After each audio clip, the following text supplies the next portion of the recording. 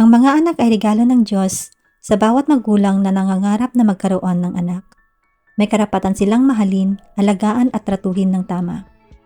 Pero sa kasamaang palad, may mga bata na dumaranas ng mga pang-aabuso at pananakit.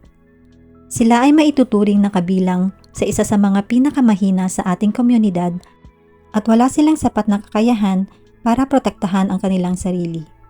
Kaya naman may mga ahensya na binuo at ang mga ahensyang ito ay mayroong mga sistemang sinusunod na ang tanging layunin ay ang protektahan sila. Inaasahan na kapag may iniulat na pang-aabuso sa bata, ito ay masusing iniimbestigahan lalo pa kung maraming beses na itong naiuulat sa kanila. Ang Department of Human Services sa Eugene, Oregon ay nakatanggap ng marami at paulit-ulit na ulat tungkol sa isang batang babae na inaabuso sa kanyang tahanan. Ngunit nabigo silang gawin ang kanilang mga trabaho at bilang resulta, ang biktima ay humantong sa malagim nitong katapusan. Si Janet Maples ay naging biktima ng pang-aabuso at ang tao na dapat sanang nagpoprotekta sa kanya ay siya pa ang mismong gumawa ng pananakit sa kanya. Ano nga ba ang nangyari at paano na ang isang ina ay sinaktan at inabuso ang sariling anak na humantong sa pagpanaw ng bata?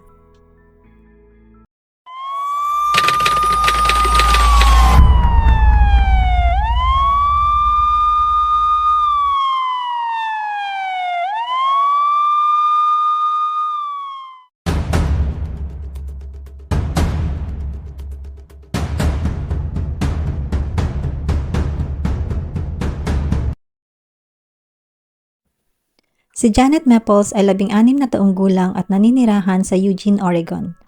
Naging estudyante siya sa Cascade Middle School mula 2006 kung saan nakilala siya sa kanyang napakalaking pagmamahal sa pagbabasa. Gayunpaman noong 2008, pagkatapos makapagtapos sa ika-8 baitang, siya ay naging isang homeschooled student na naka-register sa Lane Education Service District. Nakatira siya sa bahay kasama ang kanyang inang si Angela McAnulty at ng stepfather niyang si Richard McAnulty. Sa pagkabata ni Angela, siya ay naging biktima ng pang-aabuso at noong siya ay 4 na taong gulang pa lamang ay pinaslang ang kanyang ina. Nang pumanaw ang kanilang ina, siya at ang kanyang 2 kapatid na lalaki ay tumira sa kanilang mapang-abusong ama na sinasaktan at pinagdadamutan sila ng pagkain. Matapos ng high school ay nalulung siya sa bisyo habang siya ay naglalakbay kasama ang mga manggagawa sa karnabal. Noong unang bahagi ng 1990s, nakilala ni Angela si Anthony at nagkaroon sila ng 3 anak. Noong 1995, ang California Department of Children's Services ay kinuha ang kustudiya ng mga bata mula kay Angela dahil sa mga hinala ng pang-aabuso at pagpapabaya. Ang mga bata ay underage pa lamang sa mga panahong iyon. Ang ama ng mga bata na si Anthony Maples ay nasa bilangguan sa mga kaso ng droga at hindi aktibo sa buhay ng mga bata. Pagkalipas ng 5.5 taon, napatunayan ni Angela na karapat-dapat siyang bigyan ng pangalawang pagkakataon na makasama ulit ang mga anak. Muli silang nagsama-sama at naibalik sa kanya ang kustudiya ng kanyang mga anak noong 2001. Dito nagsimula ang gulo at nakilala ni Angela si Richard McAnulty. Sila ay nagpakasal at lumipat ang pamilya sa Oregon. Ang 2 batang lalaki ay inalagaan ng mabuti, malusog, masaya at binuhusan ng pagmamahal. Nag-aral sila sa pampublikong paaralan at nagkaroon ng maraming kaibigan. Samantalang ang panganay na si Janet ay kinamumuhian ng kanyang ina sa rason na hindi rin maipaliwanag ni Angela. Galit na galit siya kay Janet. Inabuso, pinahirapan, ginutom at inalipin ang kanyang anak hanggang sa humantong ito sa malagim na katapusan ng bata. Nakibahagi si Richard sa pang-aabuso at pagpapabaya kay Janet at hindi siya nakikialam kahit na sumusobra na si Angela sa pananakit sa anak. Ang mga miyembro ng pamilya, kaibigan, opisyal ng paaralan at mga tao sa paligid ni Janet ay nagulat ng pang-aabuso sa Department of Children's Services ng mga raming beses. Nakikitaan siya ng mga palatandaan na siya ay sinasaktan at inaabuso, kagaya ng si Janet ay nagugutom, mukhang malnourished, mailap sa mga tao, laging natatakot at palaging nakikitaan ng mga pasa sa kanyang katawan. Sinubukan ni Janet na itago ang kanyang mga pasa at sugat sa pamamagitan ng pagsusuot ng mga long sleeves at pantalon kapag pumapasok sa paaralan. Gayunpaman, hindi niya ito maitatago sa lahat. Ipinagtapat ni Janet sa isang kaibigan na sinasaktan siya ng kanyang ina at noong 2007, binisita ng mga opisyal ng DHS ang tahanan ng McAnulty. Nakakalungkot na mas pinaniwalaan ang version ni Angela kaysa kay Janet. Patuloy na nagdusa si Janet habang ipinagpapatuloy naman ng mga nakakakilala sa kanya ang kanilang mga pagtatangka na protektahan siya sa pamamagitan ng patuloy na pag-report. Hanggang sa noong December 9, 2009, bago mag-alas 8 ng gabi, ay tumugon ang mga paramedic sa isang tawag sa 911 na nag-uulat na si Janet ay malamig at hindi humihinga.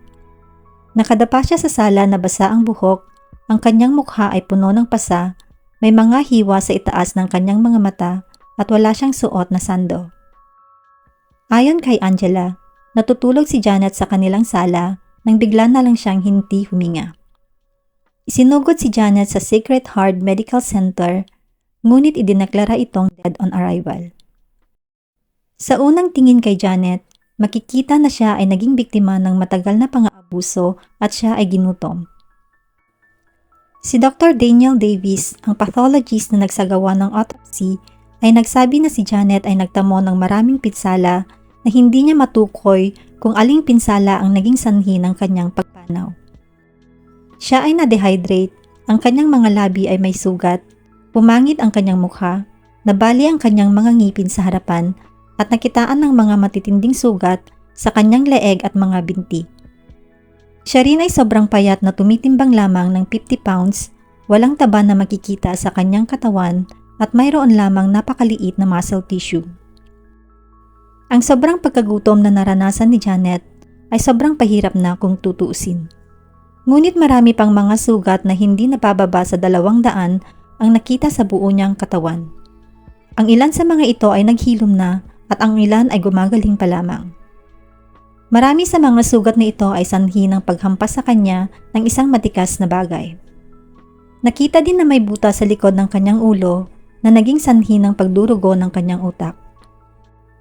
Bukod pa rito, si Janet ay nagkaroon ng pulmonya na nakaapekto sa kanyang baga na kalaunan ay maaaring nagdala ng bakterya sa kanyang daluyan ng dugo na nagdulot sa kanya ng shock na humantong sa pagtigil nito sa paghinga. Sa konklusyon ng autopsy, sinabi na ang pagpanaw ni Janet ay resulta ng sobrang pang-aabuso at pagpapahirap na kanyang naranasan. Nang gabi ding iyon, si Angela McAnulty at ang kanyang asawa ni si Richard McAnulty ay inaresto at ikinulong sa Lane County Jail. Kasunod ng pag-aresto sa dalawa, ang dalawa pang natitirang anak ng mag-asawa ay dinala sa foster care. Ang pag-aresto ay ikinagulat ng karamihan sa mga nakakakilala sa mag-asawa. Ayon sa landlord ng mag-asawa, hindi siya makapaniwala sa naging akusasyon sa kanila. Inilarawan niya ang mga ito na mga mabuting tao at sinabi din niya na hindi siya nagkaroon ng problema sa kanila. Ang presidente ng rider tracking na pinagtatarabuhuan ni Richard bilang isang truck driver sa loob ng 7 taon ay inilarawan si Richard na isang mahusay na empleyado. Gayunpaman, hindi nagtagal, lumitaw ang isang malungkot na kasaysayan ng pang-aabuso at pagpapahirap na naganap sa tahanan ng pamilya.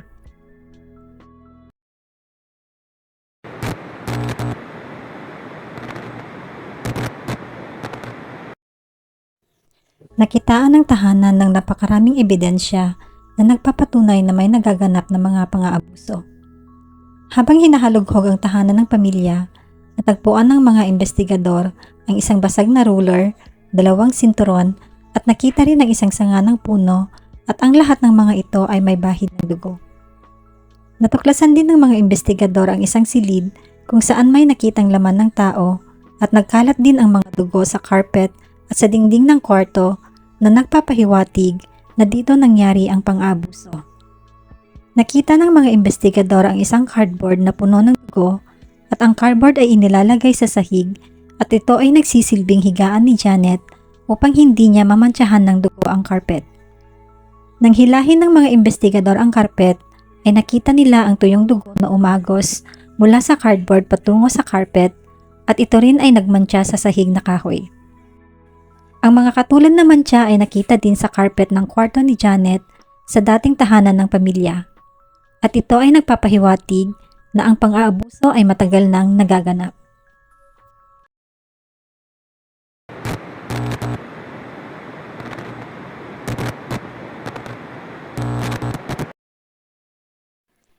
Si Janet ang nag-iisang anak sa sambahayan na nakaranas ng pananakit. Bago siya saktan, ang inang si Angela ay binubuksan ang vacuum cleaner at iniiwan itong tumatakbo para hindi marinig ng ibang mga anak niya ang nangyayari. Sa isang pagkakataon, si Janet ay sinuntok sa labi ng napakalakas na nangangailangan na matahi. Subalit hindi siya dinala ni na Angela at Richard sa mga doktor. Dahil dito, hindi maayos ang paggaling ng kanyang sugat na naging dahilan upang ma-deform ang kanyang bibig. Minsan ang mga sugat ni Janet ay nagbubukas at nai-infect. May isa rin siyang malalim na sugat sa kanyang balakang na sa sobrang lalim nito ay nakikita na ang kanyang buto. Muli ay hindi dinala ni na Angela at Richard si Janet sa ospital para ipagamot. Sa halip ay gumamit sila ng kutsilyo para hiwain ang nabubulok na laman ng bata. Sa kabila ng sagana sa pagkain ng bahay, si Janet ay pinagdadamutan at ginugutom. Sa katunayan, mas marami pa at mas masarap pa ang pagkain na ibinibigay sa mga pusa at aso ng pamilya kaysa sa kanya. Ino-off din ni Angela ang supply ng tubig sa gripo sa kusina at iniiwan si Janet na umiinom ng tubig mula sa kainan ng aso o kaya ay mula sa banyo. Nilak din ni na Angela at Richard ang mga aparador at binibilang ang mga pagkain na nasa loob ng refrigerator para hindi makapagnakaw ng pagkain si Janet.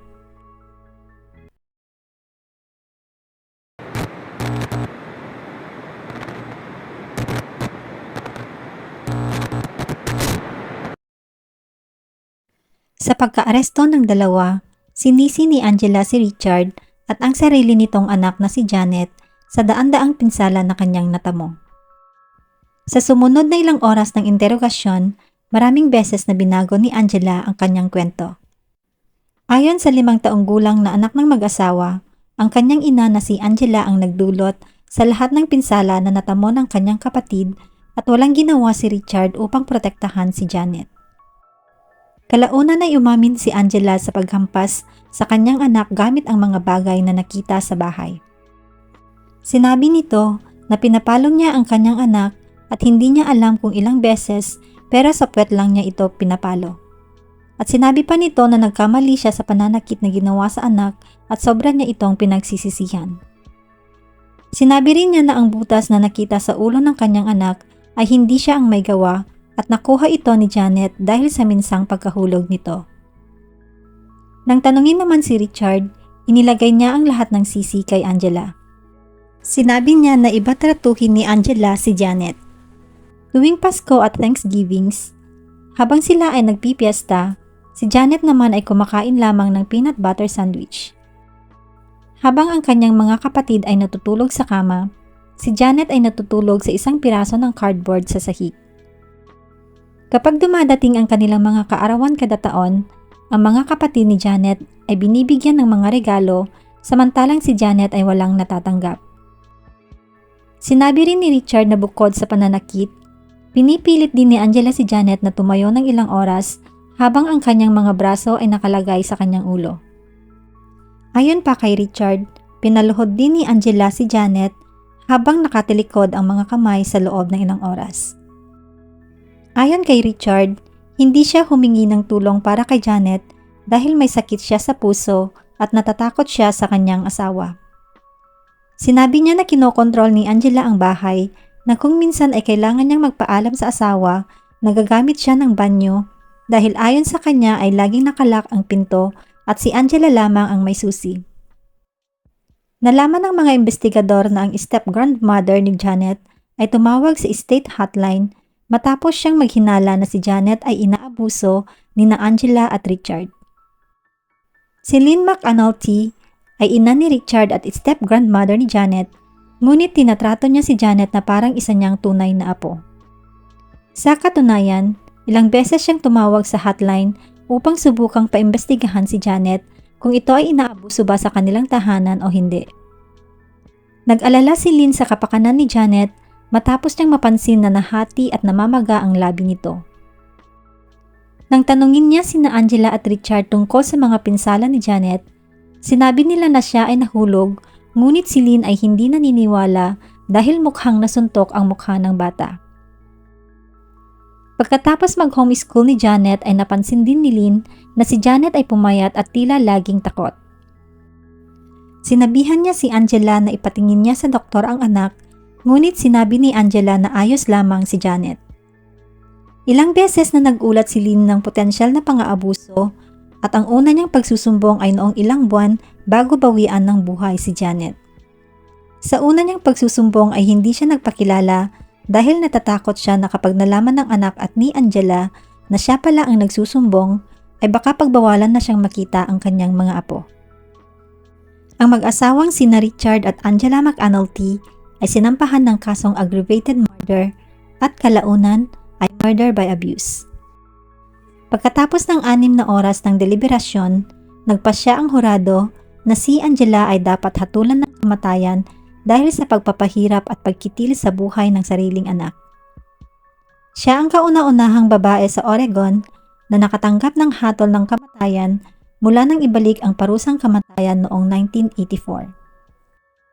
Si Richard naman ay umamin ng guilty sa kanyang kaso at sinentensyahan ng habang buhay na pagkakakulong na may posibilidad na maparol pagkatapos ng 25 taon. Noong August 2020, ang hatol kay Angela ay nabago at siya ay hinatulan ng habang buhay na pagkakakulong nang walang posibleng parol.